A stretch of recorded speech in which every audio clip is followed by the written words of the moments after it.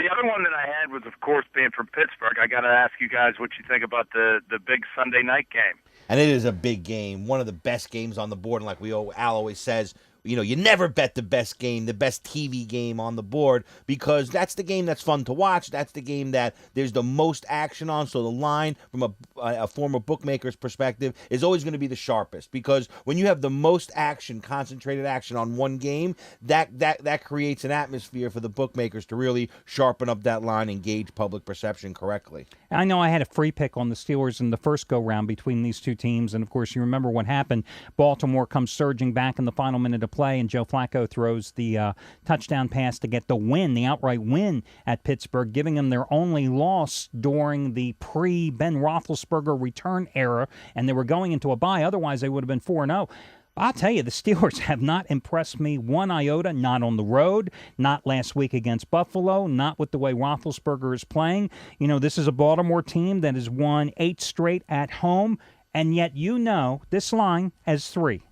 I think it could come down to a final possession one way or another. It's another game you absolutely have to buy the half point, whether you're on the dog or the favorite. It's a great game to watch, but awfully, awfully tough game to handicap. Probably going to be a low-scoring game as well. And, for me, coming off of having Baltimore in the push, buying the extra point, half a point, we talked about it earlier, I try not to be in that position where I have that buyer's remorse from last week, and we talk about that on the show all the time, not bringing the losses and or the wins from the week before into your handicapping this week. But I just feel like, it really surprised me that Baltimore was kept out of the end zone by Tampa Bay in the entire second half, and Pittsburgh, a much better defense than Tampa Bay, got to feel they'll be able to have the same success against Baltimore. And that makes me lean towards Pittsburgh and Big Ben a little bit, because like you said, even though Baltimore squeaked out the win, and they squeaked it out, first week of the season, that was without Big Ben. This team is obviously a different team with him. I'll tell you, it's a tough one, though, because, he's not 100% healthy, right. Suffered a sprained foot in that game last week against the Bills. Difficult spot there. But thanks, Jeff, for giving us a call. Back to the phones we go to Dan, who is calling us from Chicago. How about your Bears winning 4 in a row, taking on the Detroit Lions today? How you doing, Dan? Oh, doing good. Love the show, guys. I just had to get your opinion. I mean, this game looks like a gimme to me. I mean, the Bears, were they laying 3.5 now at Detroit? They just got manhandled. Yeah, it really does look like a trap. I was just about to say a trap. I mean, people often say to us as handicappers or people in our business, the line's trying to tell you something. I don't know. Maybe the line here is trying to tell you stay away because it could be a trap. I mean, the Lions started off this season covering 8 of their first 9 games. The last 2 games, they have been bludgeoned. The defense has given up 35 and 45 points the last 2 games, both losses, of course, on Thanksgiving, losing at home to New England. The Bears are definitely going to be one of those teams in a letdown spot this week, because that was a big win as a 3.5-point home underdog. They dominated the Eagles last Sunday at home. Yeah, and you watch Jay Cutler in that game. If it's the first time you've ever watched him, you're like, this guy's the best quarterback in the league. Little do you know, he's up and down like the Dow Jones. So, but the one thing I can say about Cutler, like a crap hand, you kind of want to get on him when he's hot. And he is hot right now, and because of that, I would give an advantage here to the Bears. The key is going to always be, with any game involving Jay Cutler and the Chicago Bears, whether or not that offensive line gives them adequate time and protection. Because, listen, Cutler's just an interception away from just thinking about it. Right. He wakes up in the morning and thinks who he's going to throw an interception to. Right. I mean, this guy is just an erratic quarterback, no different than Brett Favre's been for 20-some years. But this Detroit defense has really been successful putting pressure on opposing quarterbacks. But not only have they given up 80 points in the past 2 games, but their pass defense has totally collapsed here. In the last 3 games, they're giving up 68% completions and 8 touchdowns, 0 interceptions. So they have not been bringing the heat. I think Chicago's the way to go. I'm just a little concerned again about the letdown, and it just seems so obvious. The Steelers last week seemed so obvious, not to me, so obvious as a 7.5-point favorite. You had to look at yourself and go, oh, they're cheap. They're going to blow out the Bills. Yeah, almost lost the game in overtime. So, again, I think it's one just to be a little bit leery of. Back to the phones we go. Another regular long-time caller, Micah, out of the Washington, D.C. area. How you doing, Micah? I'm pretty good. How you doing, Al? Good. Which game do you want to hit on today? Like the Green Bay Packers against San Fran. Green Bay against San Fran. You're looking for them to rebound. Of course, you got San Francisco coming off the road Monday night game, so traveling to the middle of the country this time. Packers coming off the loss. Are you at all concerned that the Packers just, again, have absolutely no ground game, and it's basically Aaron Rodgers and just throwing the ball at every opportunity? Nah, I look for the Green Bay Packers to kind of win it in the route a little bit. That's just my thought process, just because I don't think San Francisco going to be able to really move the ball. They're going to try to run with Westbrook.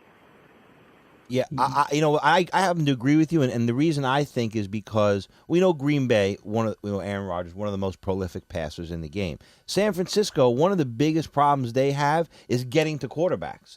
They don't get to the quarterback. They don't sack quarterbacks. They don't rush quarterbacks. They don't hurry throws. And because of that, you're going to leave Aaron Rodgers back there with all the time in the world, and he's going to pick you apart. I mean, he's going to go through you like Grant went through Richmond, and I think that because of that, this 9.5-point spread can seem pretty small pretty quickly. What I like in this game is actually taking this game and cutting it in half and going with Green Bay in the first half. I think they'll come out strong at home. They got a point to prove after last week. I think they jump on this team early, and and this way you can avoid those last-minute heroics that San Francisco always seems to conjure up at the end of a game. And I think that's a safer way to play this game. They'll probably be about 5.5, 6 points in the first half. I think they get that cover by more than a touchdown, and that's a safe play.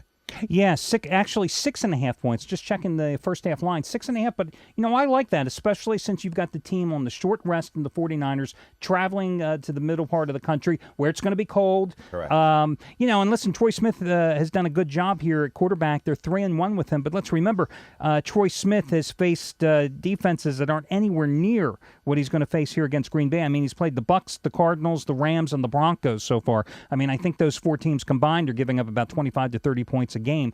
Hey, Micah, I'm just curious, though, because, you're in the Washington, D.C. area. You're showing no love for the Redskins, Giants, the Ravens, Steelers. I don't blame him for avoiding those topics. Well, okay. I really don't, We've talked to Micah before. He's always talked about the Redskins. This week, all of a sudden, he's a Green Bay fan. I'm a Redskins.